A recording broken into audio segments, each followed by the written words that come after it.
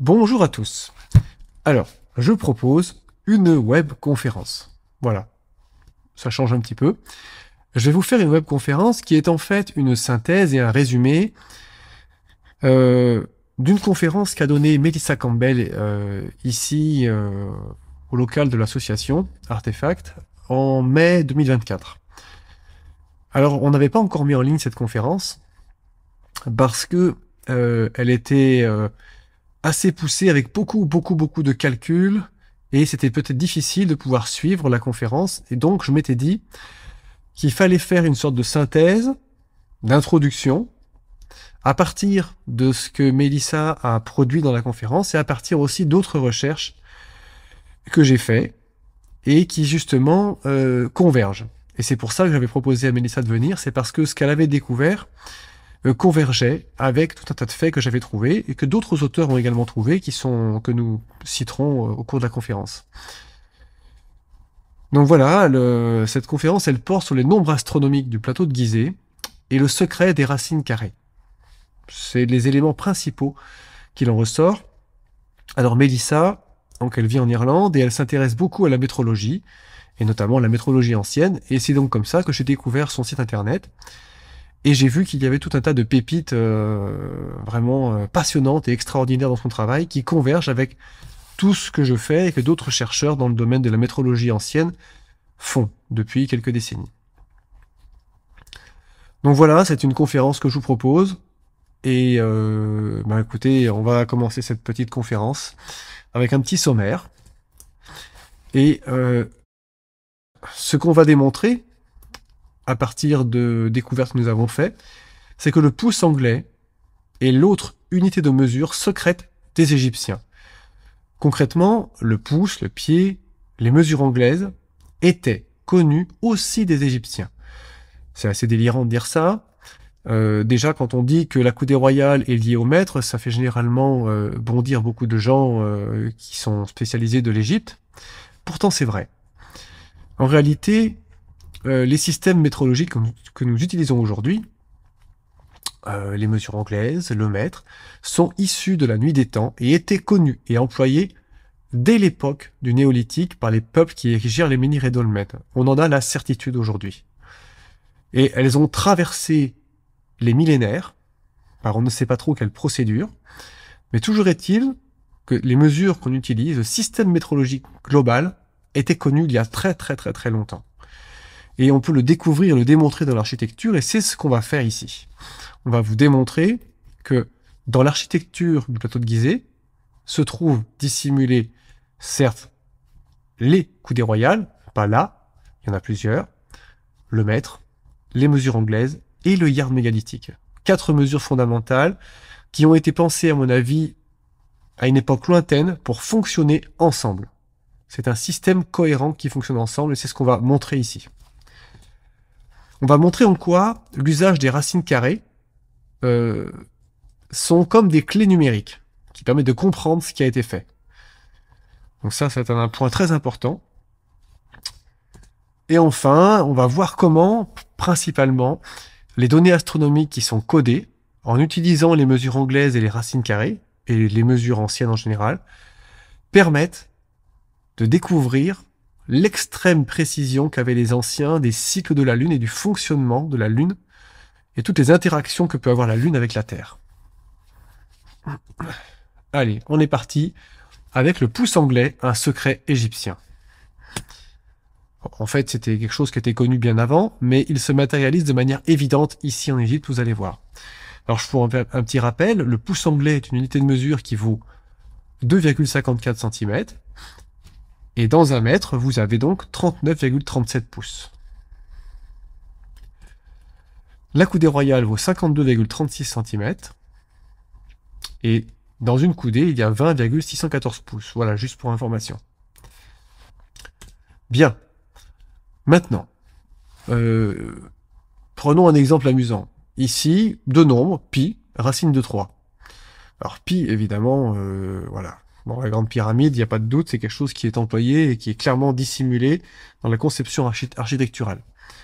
Racine de 3, on va voir pourquoi. Voici des curiosités que Melissa Campbell a constatées. La base de la grande pyramide mesurait en mètres et en pouces. 9069 pouces, c'est la base de la grande pyramide. Alors voici une équation curieuse. C'est que 5000 fois pi divisé par racine de 3 donne 9069, qui est la valeur en pouces de la grande pyramide. Alors c'est assez curieux. Pourquoi 5000 pi divisé par racine de 3? C'est effectivement étonnant, c'est troublant. Extrêmement troublant. On pourrait penser que c'est une coïncidence, mais c'est peu probable, parce que pi est un nombre vraiment dissimulé dans la grande pyramide, et la racine de 3 est un nombre géométrique qu'on va découvrir de manière surprenante. Autre exemple très curieux, la hauteur de la grande pyramide, convertie en pouces, donne 5772 pouces. Or, 10 000 divisé par racine de 3 donne la hauteur en pouces de la grande pyramide aussi. Il faut avouer que c'est assez troublant. Ok? C'est assez troublant de pouvoir passer assez facilement d'une mesure en mètres au pouce en utilisant la racine de 3. C'est ce qu'on a fait précédemment. On a combiné le nombre pi et la racine de 3, et ici on a utilisé la racine de 3, et on trouve ce nombre-là. C'est curieux. Alors, pourquoi la racine de 3, qui vaut 1,732, et pourquoi les racines carrées de nombres simples, en général, sont quelque chose de très important, et qui sont des clés. Alors, je vais vous donner des exemples pour comprendre en quoi c'est fondamental. Prenez par exemple le plateau de Gizeh. Il a été arpenté et mesuré par Petrie, et puis confirmé par Glenn Dash. Et il y a un physicien, John Legon, qui a constaté un certain nombre de faits vraiment troublants, c'est-à-dire que le rapport entre la largeur et la longueur du plateau de Gizeh est un rapport racine de 2 à racine de 3. Ok? Donc c'est assez intéressant. C'est assez troublant. Ça montre clairement que les 3 pyramides ont été disposées suivant un plan global dès le départ. Alors, certains diront oui, mais c'est pas tout à fait racine de 2, puisqu'ici on a un peu plus que 1414 coudées. Et ici on a bien 1732. Alors pourquoi est-ce qu'on a un peu plus de 1414 coudées attendu? Je l'ai montré dans une conférence qui s'appelle Le génie des arpenteurs égyptiens, que je vous invite à découvrir si vous voulez comprendre pourquoi, mais je vous le fais simple. En gros, les Égyptiens ont adapté leur géométrie à la forme sphérique de la Terre. Parce que lorsque vous transposez une géométrie plane sur une sphère, vous devez faire des corrections. Et les Égyptiens se sont adaptés à partir d'un carré de 1000 coudées pour déterminer exactement un angle à 45 degrés. Et pour cela, ils ont corrigé la valeur, ici, de 4 coudées. Et ce qui leur permettait de corriger le défaut d'angle lié à la forme sphérique de la Terre. Donc ça, je vous laisse le découvrir dans la conférence, mais il ne fait aucun doute que les Égyptiens ont utilisé la racine de 2 et la racine de 3 pour implanter les 3 pyramides. Autre exemple, de nouveau découvert par John Legon. Il a découvert, ce physicien, que le rapport de hauteur entre les deux parties de la pyramide rhomboïdale, qui forme une cassure au niveau de sa pente, et dont beaucoup pensent que c'est lié à un défaut d'architecture, les Égyptiens se seraient rendus compte que la pyramide allait être trop haute, donc du coup ils se sont dit ouais, on va la réduire un peu en pente, voilà. C'est pas du tout ça.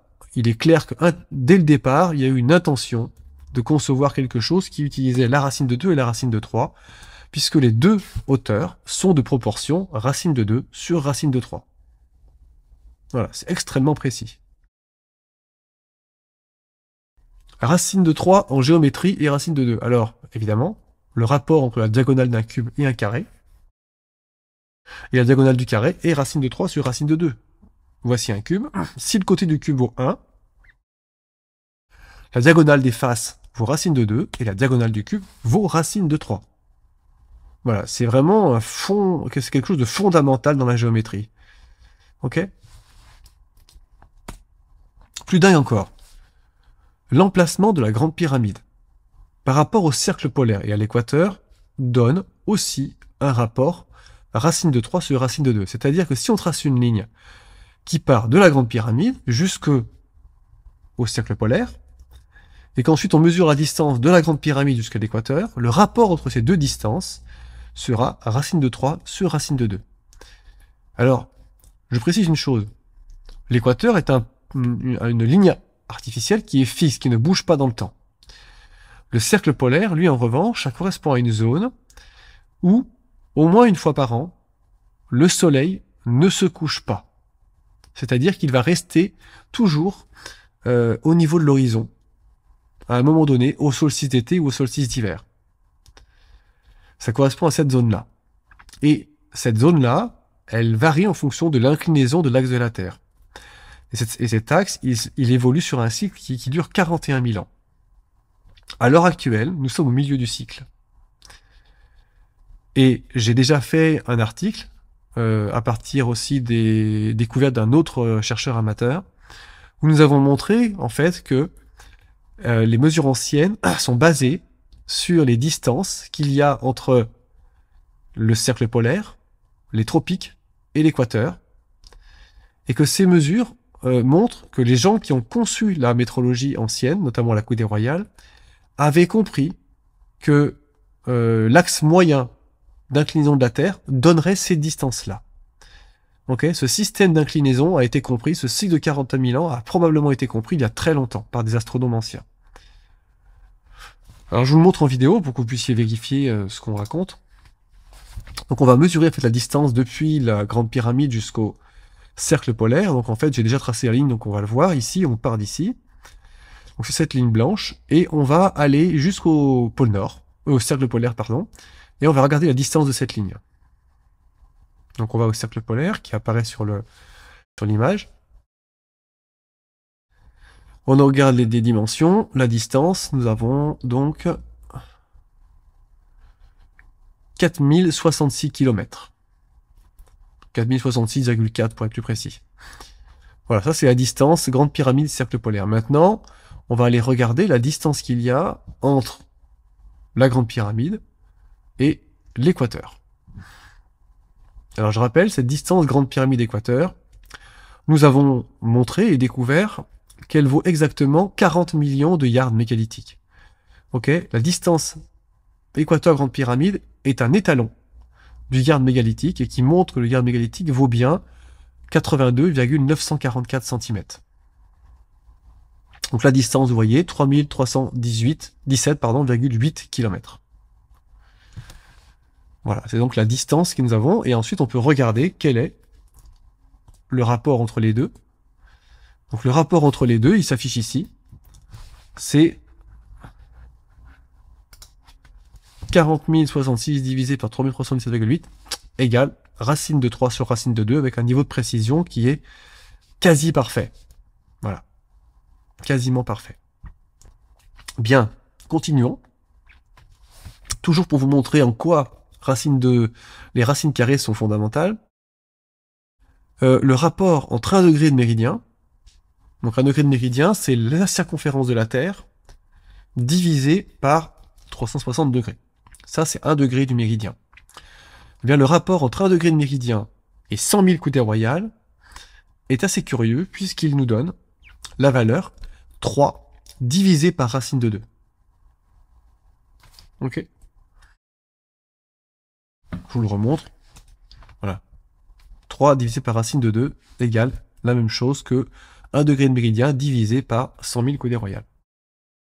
Mais c'est pas terminé. Donc je remets les dimensions de la Grande Pyramide en mètres et en pouces. Et Mélissa a fait une découverte absolument fascinante, puisque à partir de la base carrée de la pyramide, si je trace un triangle équilatéral, donc de 3 côtés identiques, dont la largeur est la base de la Grande Pyramide, ce triangle aura une hauteur de 7854,2 pouces. Et alors, c'est pi divisé par 4, enfin 10 000 pi divisé par 4. C'est assez étonnant, mais c'est pas terminé. Si je trace un cercle à l'intérieur de ce triangle équilatéral, le diamètre de ce cercle est 5236 pouces.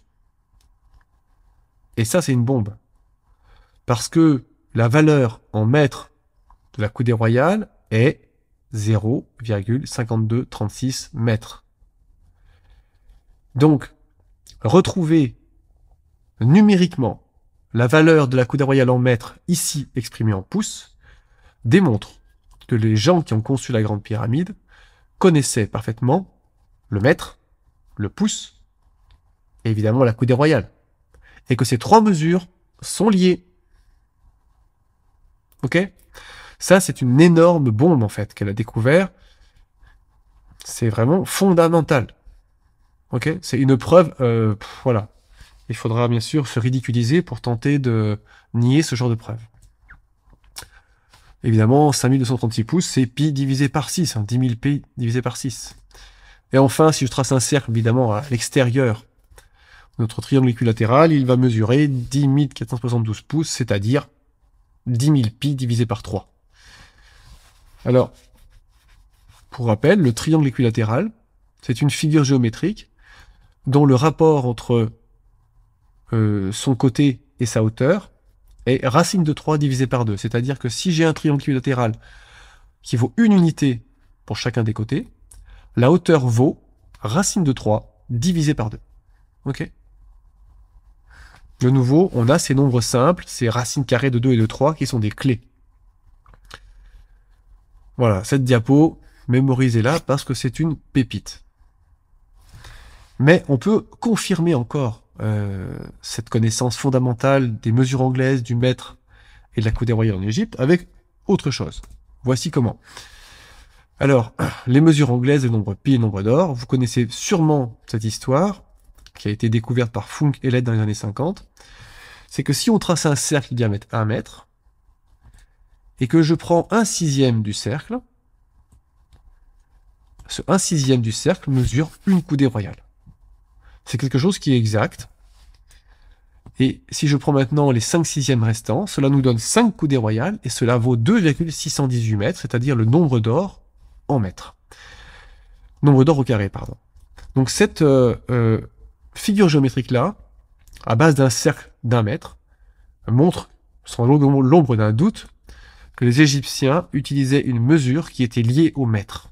Et qu'évidemment, ils connaissaient le nombre pi, il n'y a pas de doute là-dessus. J'ai fait de multiples vidéos et articles qui démontrent que ceci est factuel, y compris si on le passe au filtre statistique. Voilà, je mettrai quelques liens éventuellement sous la description. Donc, waouh, ça c'était quelque chose qui a été découvert dans les années 50 et qui évidemment a suscité des réactions de rejet, et encore aujourd'hui, d'une frange, je dirais, d'une orthodoxie intellectuelle, qui a du mal à changer de dogme, tout simplement. Mais on peut aller plus loin, puisque maintenant, imaginons que si je transpose la circonférence de mon cercle sur la diagonale d'un quadruple carré, autrement dit, je déroule mon cercle ici.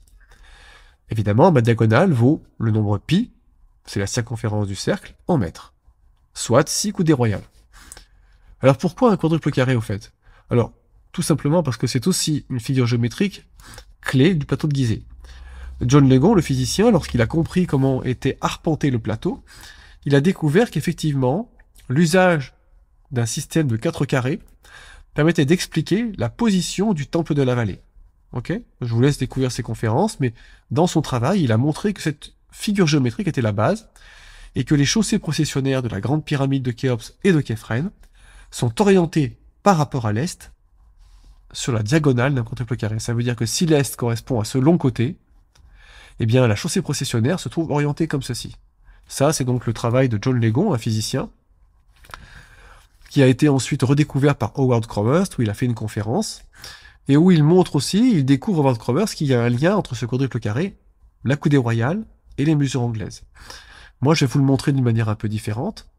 Donc si j'ai donc ce cercle que j'ai déroulé ici, la question est combien mesure la longueur, ici, de mon quadruple carré? Eh bien la réponse est simple. La longueur du quadruple carré est 3 mètres, 4 cm, 8 mm, c'est-à-dire 10 pieds anglais. 10 pieds anglais, chaque pied faisant 12 pouces. Ok. Donc j'ai 48 pouces, ou 10 pieds anglais. Qu'est-ce que je dis? 120 pouces, pardon. Voilà, c'est d'une précision quasi parfaite, quoi. C'est exceptionnel. Maintenant, on peut faire une autre façon de faire. Sur un même quadruple carré, au lieu de dérouler le cercle complet, je vais dérouler maintenant seulement 5 coudées royales, soit 2,618 mètres, à ce moment-là, la longueur du quadruple carré est 2,54 mètres, c'est-à-dire 100 pouces anglais. Voilà, je crois que c'est très clair. C'est très très clair que les mesures anglaises sont connues, employées par les anciens. Et c'est évidemment une bombe atomique que nous sortons là, qu'on essaye de synthétiser ici, hein, qui n'est pas tout à fait nouveau, mais qu'on espère synthétiser de manière assez cinglante. Alors, continuons un peu notre investigation. Alors, la longueur du plateau, du nord au sud, mesurée par Petri, en gros, 9000... pardon, il manque une virgule. C'est 906,7 mètres. 9 mètres, pardon. Il manque une virgule ici. Et la longueur en pouces de la Grande Pyramide, je vous le rappelle, 9069 pouces. Waouh. Il faut avouer que ça, c'est pas mal aussi.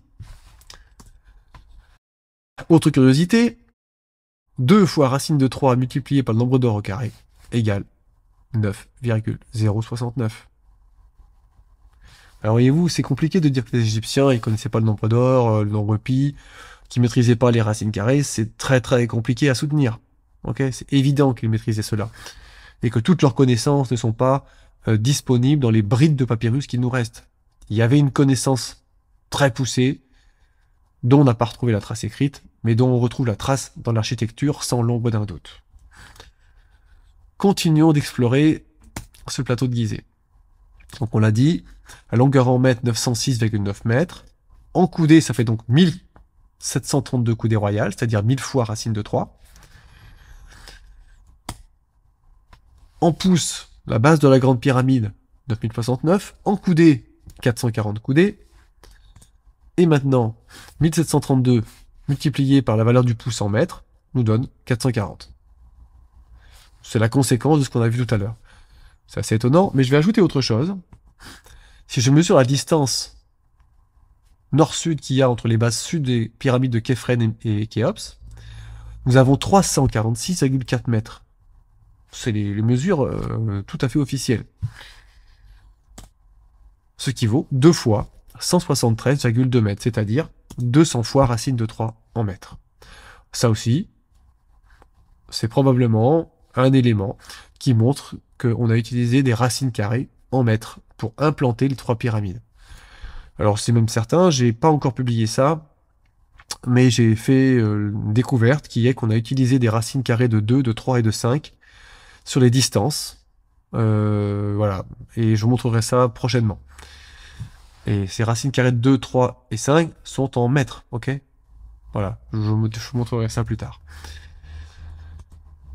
Et l'autre chose curieuse, c'est que si je fais le rapport entre la distance nord-sud du plateau et la distance entre les deux faces sud ici, ça donne 2,618. Le nombre d'or au carré. Ok? La longueur nord-sud, là, divisée par cette longueur-là, donne le nombre d'or au carré. Voilà, petite curiosité tout à fait fascinante, qui, une fois de plus, montre qu'on a bien utilisé ces nombres transcendants dans l'implantation des monuments. Continuons un petit peu. Alors on va prendre un exemple avec la pyramide de Képhren aussi, pour vous montrer que les mesures en pouces des autres pyramides aussi sont assez curieuses. Alors voici les mesures en mètres de la pyramide de Képhren. Ce sont les mesures de la pyramide jusqu'au socle, jusqu'au dallage. Donc en pouces, ça fait 8475 pouces.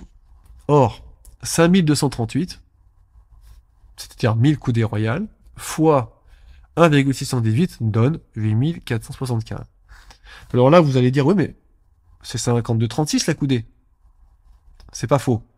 Toutefois, la coudée royale à 52,36 est effectivement la coudée théorique parfaite basée sur le nombre pi et le mètre. Mais les anciens ont parfois eu envie et choisi d'utiliser des nombres entiers parce que le nombre pi est un nombre irrationnel et qui par définition n'est pas déterminable avec une fraction. Or les anciens ont très souvent manipulé les fractions et des nombres entiers parce que ça permettait des combinaisons simples.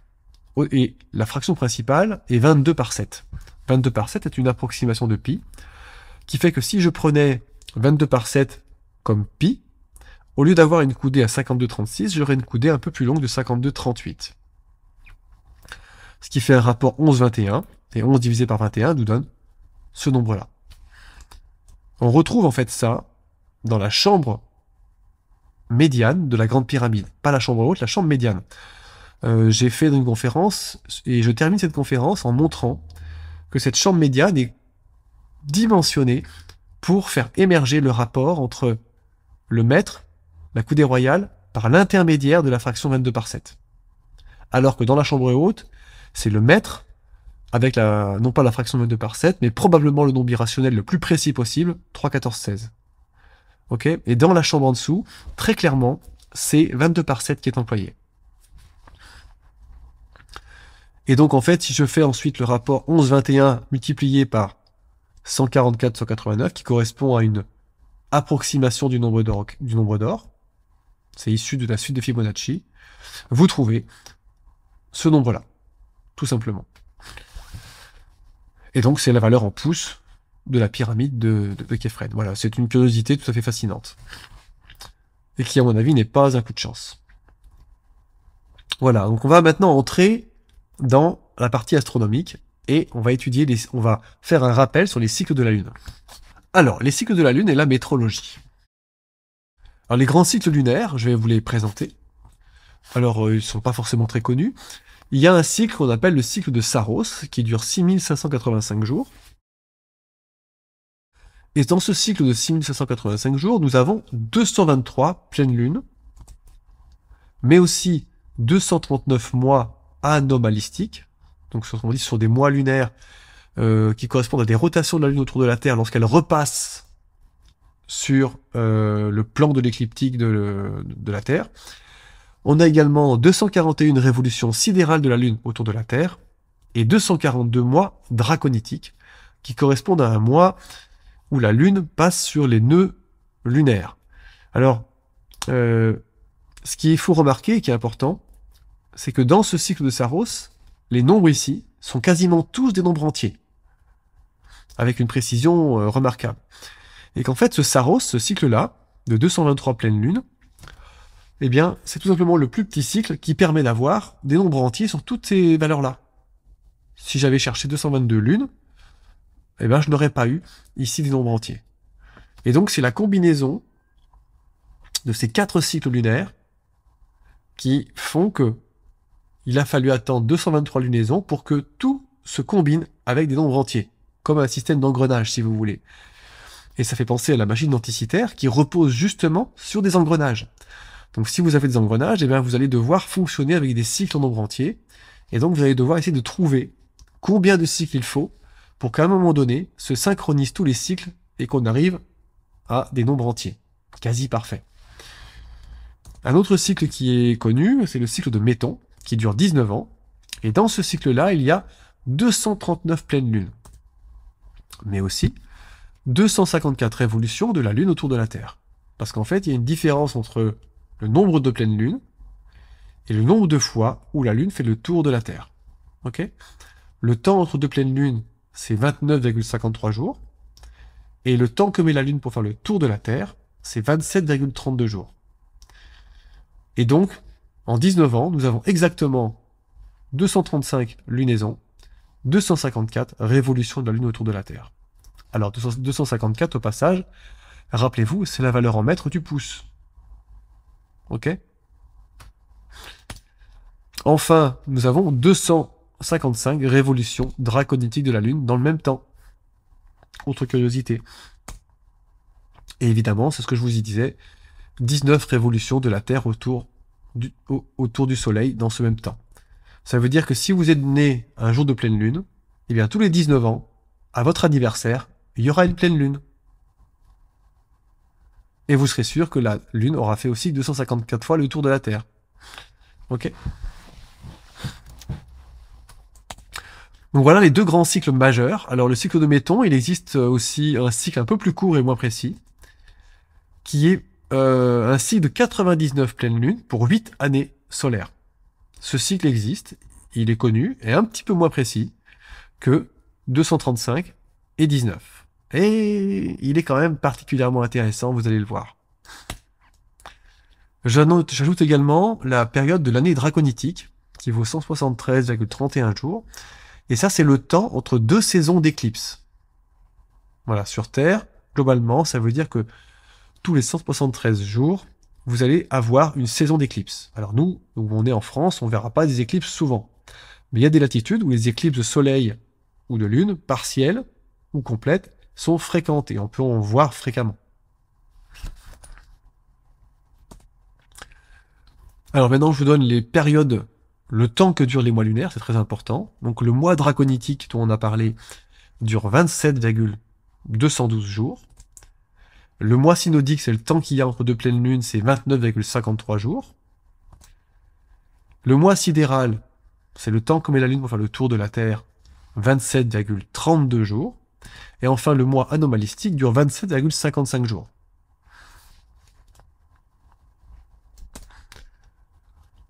Alors, voici une pépite fondamentale, découverte par Mélissa, qui montre clairement la relation entre le cycle lunaire, le mètre, le nombre pi, et le pouce anglais. Attention, c'est une bombe, accrochez-vous. Imaginons qu'on trace un cercle dont le diamètre vaut 2,953 mètres ou 29,53 mètres, peu importe où est la virgule, ça change rien. C'est une analogie numérique. Eh bien, la circonférence du cercle mesure 365,25 pouces. Je vous le redis. Le diamètre en mètres, qui correspondrait au nombre de jours que met la Lune pour arriver à une seconde pleine Lune, 29,53 jours. Si c'est le diamètre d'un cercle, le périmètre vaut 365,25 pouces, c'est-à-dire la durée de l'année solaire. Le temps que met la Terre pour faire le tour du Soleil. C'est assez extraordinaire. Ça explique pourquoi les Égyptiens ont matérialisé la relation majeure qu'il y a entre le mètre, le nombre pi, et la circonférence. Et vraiment, c'est extraordinaire cette découverte. On peut la présenter autrement. Alors que la précision, elle est vraiment remarquable. Je vous le mets ici, c'est 99,998% de précision. C'est vraiment, voilà, c'est tellement important que ça laisse peu de place au doute sur l'intention des concepteurs du passé. Ceux qui ont inventé cette métrologie, en fait. On peut le présenter autrement. Imaginons que je trace un cercle dont le diamètre est 10 cm, 1 mètre, 10 mètres, que vous voulez. Ce qu'il faut, c'est que ce soit en base décimale métrique. Eh bien, le périmètre va mesurer 12,368 pouces. Or, chaque année, il y a sur Terre 12,368 pleines lunes. Ok? Ça, c'est juste la conséquence de ça. Sauf qu'ici, au lieu de mettre le nombre de pleines lunes, enfin la durée d'une pleine lune, on a mis ici la valeur du mètre. Et en fait, ces deux calculs se répondent l'un à l'autre. C'est la même chose, juste présenté avec l'autre face, on va dire. Mais ça montre l'ingéniosité de ces concepteurs qui ont conçu les systèmes météorologiques anciens et qui les ont reliés aux paramètres astronomiques. C'est absolument prodigieux, c'est une bombe. Moi, ça fait un moment que je dis que la météorologie ancienne est pensée et conçue en fonction des paramètres astronomiques du système solaire. J'en ai la certitude. Voilà, Mélissa apporte une nouvelle preuve à ce que je dis là. Continuons. On a dit tout à l'heure la hauteur de la Grande Pyramide en pouces, 5773 pouces. La valeur du mois draconitique qui permet de déterminer le temps entre deux éclipses. Eh bien, si je fais le rapport entre la hauteur en pouces de la Grande Pyramide que je divise par le mois draconitique, ça nous donne 212,14, qui est ni plus ni moins que 300 divisé par racine de 2. Voilà, c'est une précision pareille qui est quasi parfaite. Pour rappel, le rapport entre un degré de méridien et 100 000 coudées royales, c'est 3 sur racine de 2. Donc là encore, on voit bien qu'on a relié des mesures anglaises en pouces de la Grande Pyramide à des nombres astronomiques lunaires. Voilà, et que les racines carrées sont des clés pour le comprendre. Alors prenons maintenant un autre exemple, et cette diapo, en fait, ça a été, quand j'ai échangé avec Mélissa, quand je lui ai proposé de venir faire cette conférence, elle me disait que ce qui avait attiré son attention, c'était quelqu'un qui avait publié une remarque en disant que la longueur nord-sud entre le centre des pyramides de Képhren et Khéops était de 353,86 m. Et que en mètres, cela correspondait quasiment exactement à 13 mois draconitiques. Voyez-vous, on a une erreur de 11 cm. Donc 13 fois 27,212 donne, en mètres, 353,75, et c'est quasiment la valeur de 13 mois draconitiques en mètres. Et donc c'est ça qui a piqué sa curiosité et qui l'a poussé à essayer d'explorer les relations, elle disait, entre les mesures du plateau de Gizeh en mètres ou en pouces avec des cycles lunaires. Du coup, j'ai essayé de regarder d'autres petits éléments. Et par exemple, cette distance-là, du sud de Képhren au sud de Mykérinos, 330,48 m, eh bien, c'est 12 mois anomalistiques. Avec une précision, pareil, ici, on est à 12 cm près, sur 330 mètres. Autre curiosité, du centre de Mykérinos au centre de la pyramide de Képhren, 385,33 mètres, ce qui correspond pratiquement à 14 mois anomalistiques. Alors, autre chose, la distance maintenant du centre de Mykérinos au centre de Khéops en nord-sud, 739,19 mètres, eh bien c'est assez curieux, mais ça pourrait donner 27 mois sidéral de la Lune, autrement dit 27 tours de la Lune autour de la Terre, ou 25 pleines lunes. Ça veut dire que cette distance en mètres pourrait être le résultat d'un nombre 27 et 25, qui est le rapport entre une lunaison et le temps que met la Lune pour faire le tour de la Terre. Alors ça, ce sont des observations qui sont factuelles, qui sont curieuses. Je pense que c'est difficilement imputable au hasard. Et ça vient vraiment appuyer cette espèce de volonté d'intégrer dans la conception géométrique des nombres astronomiques de la même manière qu'on a fabriqué plus tard une machine denticitaire à base d'engrenage. Vous savez, la machine denticitaire, c'est quelque chose qui a été a priori fabriqué par des Grecs. Et les Grecs, les savants grecs, sont quasiment tous initiés en Égypte. Alors, autre découverte étonnante, le mois draconitique lunaire, on en parle beaucoup, il vaut 27,212 jours. Imaginons que je prenne un carré de 1000 coudées royales. Alors, 1000 c'est important parce que c'est justement le point de départ de l'implantation des 3 pyramides du plateau de Gizeh. John Legon, il démontre que le début de l'architecture, c'est la conception d'un carré de 1000 coudées par 1000 coudées qu'on a positionné. La grande pyramide se met dans ce coin-là, et à partir de là, il y a toute une géométrie et un déploiement d'arpentage qu'il a reconstitué et qui montre que ceci est la base du plateau de Gizeh. Et donc la diagonale de ce carré de 1000 coudées, c'est 740 mètres 48. Or, la racine carrée de 740 mètres 48, c'est 27,212. La valeur en jours du mois draconitique qui permet de déterminer correctement le cycle des éclipses. C'est incroyable ce truc, hein. Et c'est d'une précision époustouflante. Je vous ai mis là, on est à 99,999% de précision. Moi, j'ai pas l'ombre d'un doute, en fait, que la coudée royale, ici, avec ce qu'on appelle le rémen, la diagonale du carré, ici, nous met en relation avec le mois lunaire draconitique. Pour moi, il n'y a pas de doute avec ça. Et c'est évidemment en mètres que j'ai mesuré ici. Donc très clairement, ce que ça montre, c'est que coudée royale, mètre et cycle lunaire sont liés. Ok, continuons un petit peu. Prenons la pyramide de Képhren. Alors la pyramide de Képhren, elle est intéressante. J'ai fait une conférence dessus qui s'appelle « La pyramide de Képhren, le secret caché dans sa mesure », que je vous invite à aller voir. C'est une webconférence qui est sur la chaîne YouTube aussi. Et dans cette conférence, je parle notamment du fait que la pyramide de Képhren a une subtilité, puisque une partie de sa base est cachée sous un socle, et que ceci modifie sensiblement ses dimensions. Ainsi, sa hauteur est un petit peu plus grande, et sa base théorique est un peu plus large. Et donc, il y a une partie invisible. Et donc, j'ai travaillé là-dessus pour essayer de comprendre est-ce que ceci pouvait faire sens pour les concepteurs égyptiens?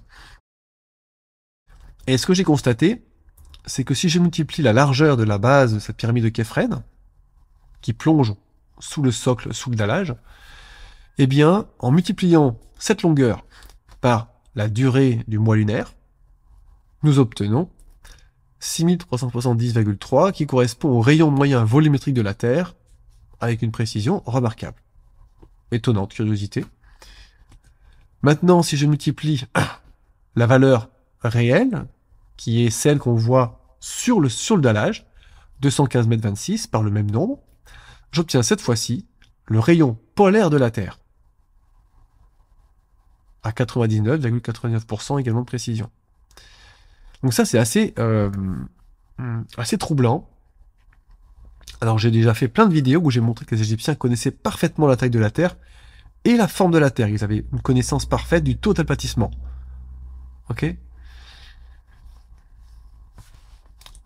Ensuite, si je multiplie cette fois-ci la durée de l'année solaire par le nombre de jours que met la Terre pour faire le tour du Soleil par la durée d'une lunaison, j'obtiens ce nombre-là, et ça correspond à la demi-base de la pyramide de Képhren. C'est assez troublant, si vous voulez. Ok. Et on sait très bien que les Égyptiens connaissaient la durée du cycle lunaire, parce que dans des textes égyptiens, il est mentionné le fait que 309 pleines lunes donnent 25 fois 365 jours. Et que c'est probablement pour ça que parfois, les pharaons égyptiens se bornaient à garder une année de 365 jours, parce qu'au bout de 25 ans, il y avait 309 pleines lunes.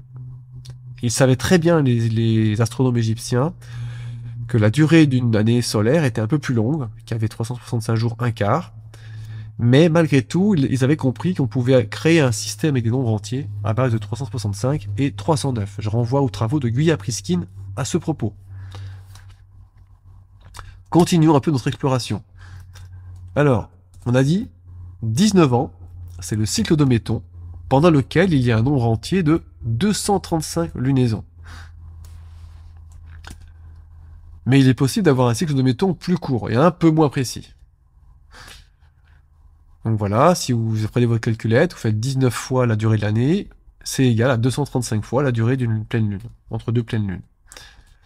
Mais vous pouvez le faire aussi avec quasiment que 8 années est quasiment égal à 99 pleines lunes. C'est un cycle de Méton un peu plus court, un poil moins précis. Et évidemment, plus vous allez aller chercher un cycle long, plus vous parviendrez à avoir une grande précision qui vont synchroniser les deux périodes.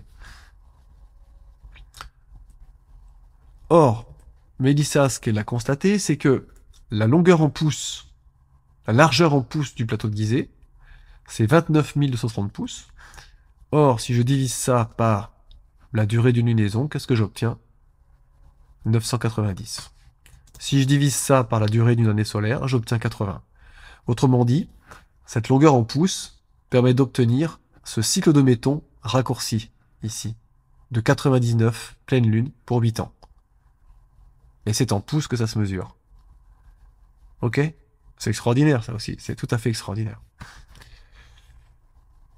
Ce qu'on peut ajouter, c'est que si je divise ça par la période synodique de la planète Vénus, qui est 584 jours, j'obtiens aussi quasiment un nombre entier de 50 périodes synodiques de Vénus. Étonnant. Ici, les 907 mètres. Alors, divisé par 378, qui est la période synodique de Vénus, ça donne un nombre entier de 24. Voilà, c'est une curiosité aussi que je suggère d'explorer, parce que peut-être que justement les mesures sont aussi liées, de la même manière que les Mayas ont essayé de créer un calendrier qui combine ces périodes-là, qu'on retrouve ça aussi dans la machine denticitaire. Il n'est pas impossible que les Égyptiens aussi aient conçu un système qui permet de relier les différents cycles des planètes, de la Terre, de la Lune, etc. C'est une piste à ne pas négliger. Alors, on a dit 19 ans, cycle de Méton, et en fait, en jours, si on compte en jours, ça fait 6939,6 jours. Ça, c'est la durée du cycle de Méton. En pouces, nous avons donc, on l'a dit, 29 230 pouces. Sur la longueur du plateau, si je convertis les 907 mètres en pouces, ça fait 35 708 pouces. Et ce qui est fascinant, c'est que ce nombre de pouces divisé par la durée en jours du cycle de Metton ici, donne un nombre qui est 5,1455. Et ça, si vous imaginez qu'il s'agit d'une valeur en degrés, ça correspond au plan de l'écliptique de la Lune, c'est-à-dire que la Lune ne tourne pas autour de la Terre suivant le même plan, elle est sur un plan légèrement décalé de 5,145 degrés. Donc c'est assez curieux et troublant. Et au regard de ce qu'on a présenté avant, il semble évident que ceci est aussi une indication que les Égyptiens avaient également compris quelle était l'inclinaison du plan d'écliptique de la Lune par rapport à la Terre. Alors je vous le dis, les Égyptiens mesuraient aussi les angles en degrés, je veux dire, c'est pas un problème. Même si dans les traités mathématiques, on ne semble pas trouver ça, ils savaient parfaitement utiliser la base 60. Hein. Les Égyptiens n'étaient pas des gens qui étaient bornés à un seul système de comptage. On voit bien qu'ils comptent en base 10, on voit bien qu'ils divisent le temps en base 12, 24 heures, 12 heures, que l'année c'est 360 jours plus 5 jours de fête. On voit bien qu'ils divisent la coudée royale en 28 doigts et 7 palmes, et qu'en fait ils ont un système très complexe de comptage. Alors que nous, on est arrivé à un système simplifié où on est uniquement en base 10. Ok? Enfin, c'est pas vrai puisqu'on compte le temps en base 60. Mais ça, c'est issu d'une époque lointaine. Hein. Officiellement, on dit que la base 60, c'est sumérien. C'est effectivement là qu'on retrouve le plus souvent d'éléments où on les voit compter en base 60. Mais en réalité, les savants égyptiens savaient parfaitement compter en base 60, comme nous, on sait le faire. Nous, on compte en base décimale, mais on sait aussi compter en base 60. Ok? C'est pas un problème. Donc ces 5,145 degrés sont à mon sens assez évocateurs. Je termine par une autre petite diapo intéressante. Si je fais le rapport entre 12 mois lunaires et la taille de la pyramide, ça fait 20/13. Et ça c'est drôle parce que les Mayas avaient un calendrier qui était basé sur 13 mois de 20 jours. Voilà, c'est une curiosité que je vous livre qui est assez curieuse. Et dans la conférence que j'ai faite sur Képhren, le cachet secret dans sa mesure, je montre d'ailleurs comment ce rapport 20-13 lié au cycle du calendrier Maya se matérialise de manière surprenante sur la pyramide de Képhren. Alors, maintenant, on va introduire le yard mégalithique, on n'en a pas parlé, ou j'en ai très peu parlé, mais le yard mégalithique est fondamental. C'est une vieille mesure qui a été redécouverte par le professeur Alexander Thom, qui a été ajustée petit à petit par Howard Crowens, qui a déterminé que cette valeur était 82,944 cm. Et cette mesure, moi, je confirme qu'elle est exacte, puisque j'ai trouvé des exemples et des preuves qui montrent que c'est une mesure intentionnelle, qui est la mesure comparée au mètre. C'est-à-dire que 82,944, c'est la valeur du yard mégalithique si je le mesure en mètres. Je vous rappelle les 4 millions de yards mégalithiques entre la Grande Pyramide et l'Équateur. C'est ça qui permet de retrouver avec grande précision la valeur étalonnée du yard mégalithique. La valeur du pied anglais, la voici. 30,48 cm et le mois draconitique lunaire. Or, 10 yards mégalithiques divisé par un pied anglais donne la valeur du mois draconitique lunaire, qui permet de prédire les éclipses. La relation entre le yard mégalithique et le pied anglais, c'est ça. Elle est liée au mois draconitique. Moi, j'en suis convaincu. Et je vais vous montrer comment j'ai découvert ça. J'ai découvert ça tout simplement alors, c'est ultra précis en plus ce que je vous donne là comme information. Hein. Et je l'ai découvert en fait quand un jour j'ai découvert la distance de 10 000 yards mégalithiques entre le plus grand menhir de Bretagne, le menhir brisé d'Ergras, qui est le plus grand menhir de Bretagne, et le dolmen de Kercado, qui est un énorme tumulus dolmen, avec un petit menhir qui est sur le dessus, qui a été ajouté plus tard, mais qui se trouve exactement au centre du dolmen. Et la distance entre ces deux points, c'est 8294,4 mètres. c'est-à-dire 10 milliards mégalithiques. Évidemment, converti en pieds anglais, ça donne 27 212 pieds anglais. Mais ce qui est fascinant, c'est que l'inclinaison de cette droite-là, c'est 19,15 degrés. Et que du coup, la distance nord-sud, ici, si je monte plein nord du milliardaire gras pour ensuite partir plein ouest vers Carcado, je vais monter plein nord de 2,712 km. Ok, 2,712 km. Ça veut dire très clairement ici qu'on a dissimulé le mètre dans cette géométrie. Ok, on a le yard mégalithique, le pied anglais et le mètre. Et je vais vous montrer aussi ce qui vient confirmer ça et qui est absolument époustouflant. Donc je retrace cette figure géométrique avec mon triangle là ici qui fait donc 10 000 yards mégalithiques ici. Et on a ici cet angle de 19,15 degrés. Et si je trace un arc de cercle en fait, dont le rayon est 10 000 yards mégalithiques, donc je vais tracer un arc de cercle qui vient jusqu'au nord, comme ceci. Voilà. Cet arc de cercle, en fait, là, cette portion-là, cette circonférence d'arc de cercle, cette portion de cercle, mesure 15 801 mètres. Si je convertis ça au pied anglais, ça fait 51 840 pieds anglais. Et en fait, 51 840, c'est la valeur en mètres de la coudée de Nippur. La coudée de Nippur, c'est une règle graduée qui a été retrouvée chez les Sumériens, et une coudée de Nippur vaut un quart de toise mégalithique.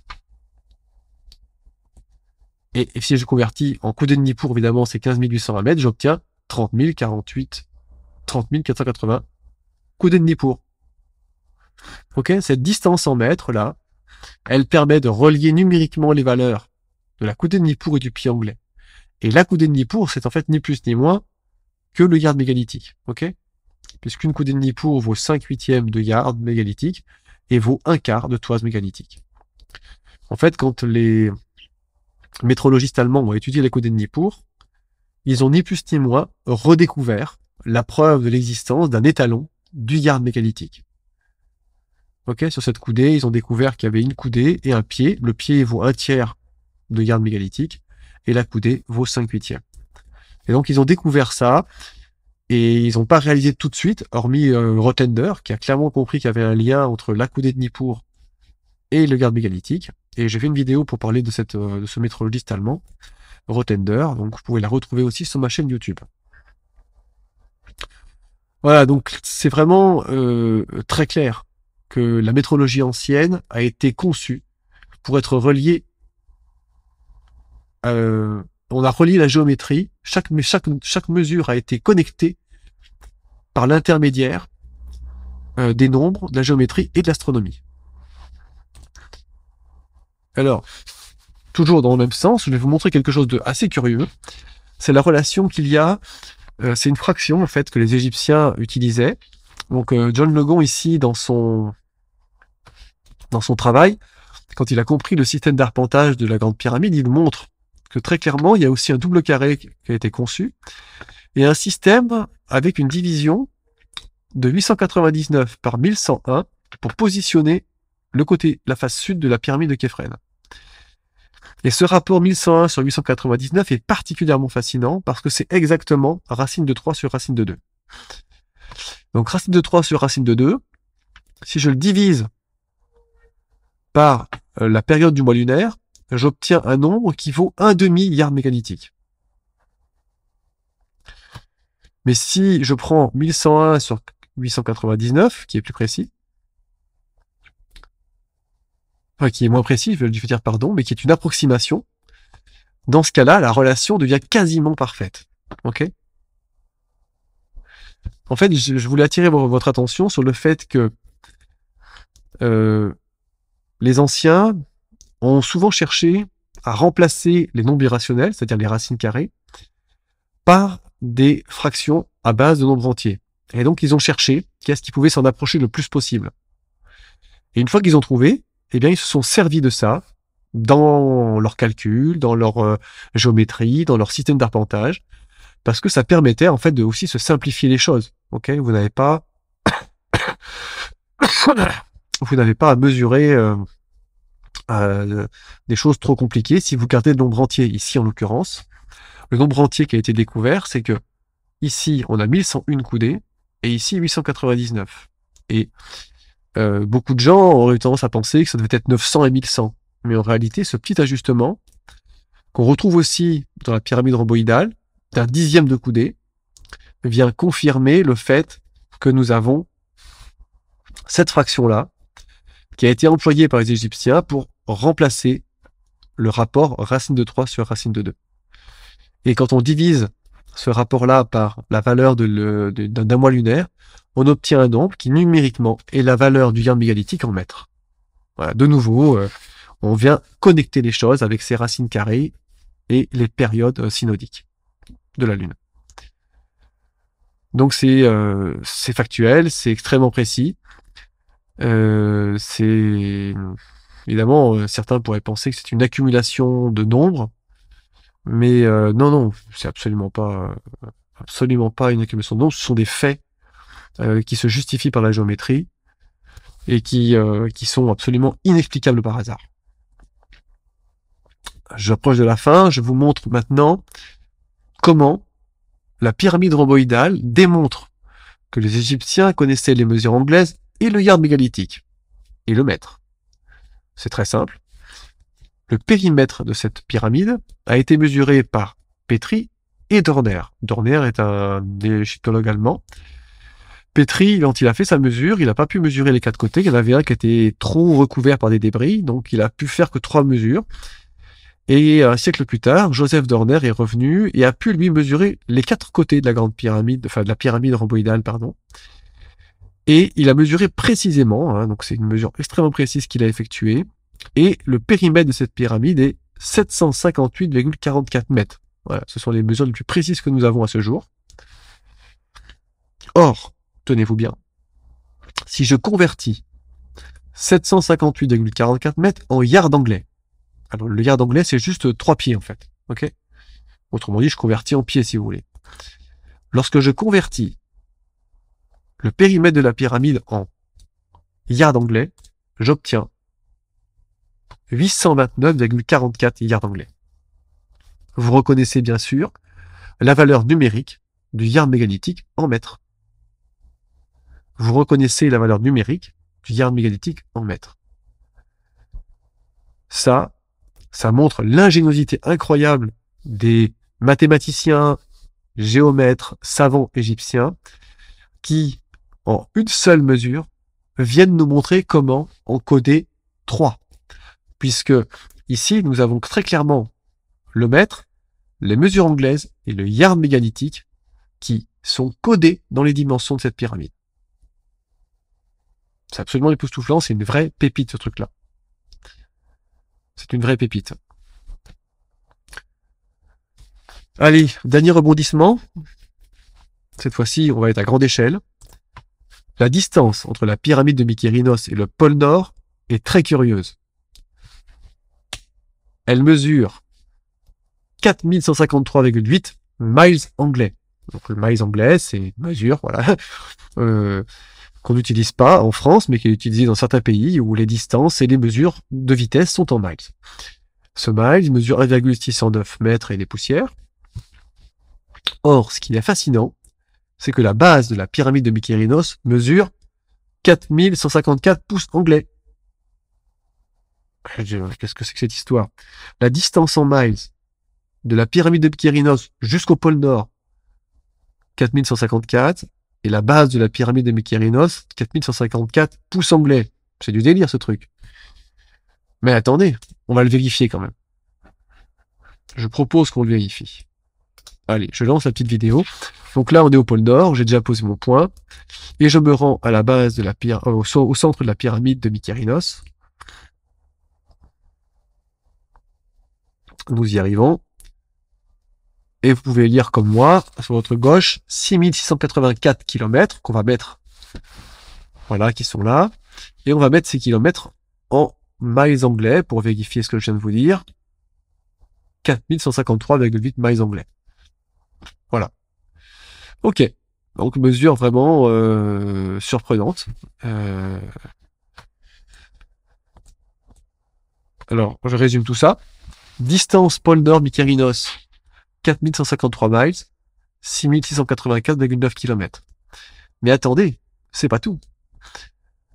Ce rayon-là de 6684 km, c'est celui d'une calotte de la Terre dont la circonférence mesure 10 fois le diamètre de la Lune. Ça, j'en avais déjà parlé. Ici, donc ce rayon-là, ici, il vient donner un cercle, ici, là, une sorte de parallèle. Et bien, la valeur de ce parallèle, c'est 10 fois le diamètre de la Lune en kilomètres. C'est curieux quand même. Quand on sait que, quand on a vu toutes les implications des cycles lunaires sur le plateau de Gizeh, c'est assez troublant. Mais c'est pas terminé, parce que ce rayon de 6684 km,9, c'est un rayon, donc le diamètre, c'est le double. 13 369,8 km. C'est le diamètre de cette espèce de calotte-là. Mais alors, sachez que la Lune, elle fait 13,369 fois le tour de la Terre en une année sidérale. C'est le même nombre. Ok? C'est complètement dingue. C'est complètement dingue cette histoire. C'est-à-dire que là, ce cercle-là, il fait 10 fois le diamètre de la Lune. Je crois qu'Éric Le Saint aussi là, avait parlé de ça. Et puis là, vous avez le diamètre là de ce cercle-là, de cette espèce de cercle courbé, cette calotte si vous voulez. Hein. Lui, numériquement, il correspond à la valeur, au nombre de fois où la Lune fait le tour de la Terre chaque année. Enfin, c'est complètement délirant, c'est impossible de tomber là-dessus par hasard. Ok? Vraiment, je vous invite à voir la conférence que j'ai faite qui s'appelle l'emplacement de la Grande Pyramide, qui suggère, qui montre à quel point l'emplacement de la Grande Pyramide à l'échelle de la Terre a été déterminé avec une précision incroyable pour délivrer des connaissances époustouflantes. Alors, cette conférence n'est pas totalement en ligne. Il y a deux parties en ligne, il y a 2 épisodes. Le reste est disponible sur mon site pour les abonnés. Voilà, c'est une conférence que j'ai pas libérée totalement encore parce que je voulais en faire un truc plus sympa, un film en fait, un reportage. Mais voilà, vraiment, c'est incroyable cette histoire qui montre très, très clairement que, purée, le plateau de Gizeh, il n'est pas disposé n'importe où sur la Terre. Ok? C'est absolument incroyable, c'est une bombe. Et bah, pour conclure, je vais vous dire que aucun texte ne vient étayer ce qui est dit. Mais en quoi un texte est une preuve absolue? En rien. Un texte n'est pas une preuve absolue. Ok? Ni un témoignage d'ailleurs. Beaucoup de gens voudraient des témoignages de ceci. On sait très bien à quel point les textes peuvent être des inventions, des fictions, incomplets, disparus. Se baser sur des textes pour essayer de comprendre risque d'être extrêmement limitant. L'architecture, les faits métrologiques, mathématiques sont objectifs, précis et exacts. Ce qu'on a vu là, ce sont des faits exacts, ok, et extrêmement précis. Une telle précision sur l'ensemble de ces faits rend l'interprétation limpide et ne peut en aucun cas être le fruit de coïncidences. C'est impossible que ce soit des coïncidences.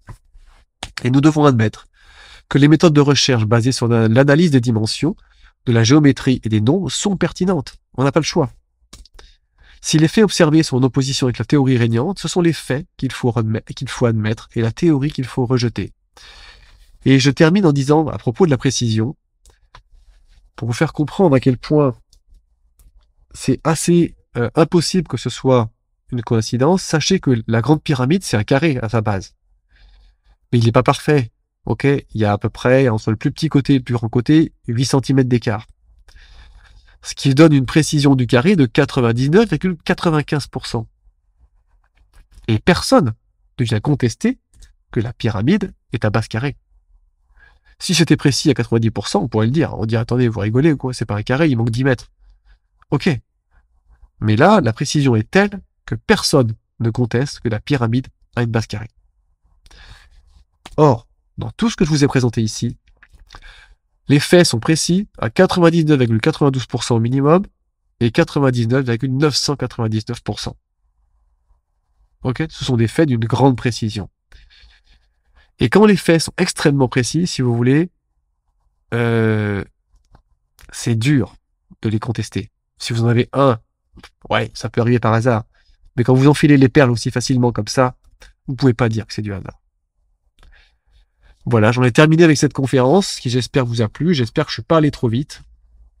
C'est jamais évident. Et puis, je vous invite à consulter les liens que j'ai ajoutés en dessous pour qui permettent d'aller plus loin et d'approfondir ce que j'ai évoqué dans cette petite présentation.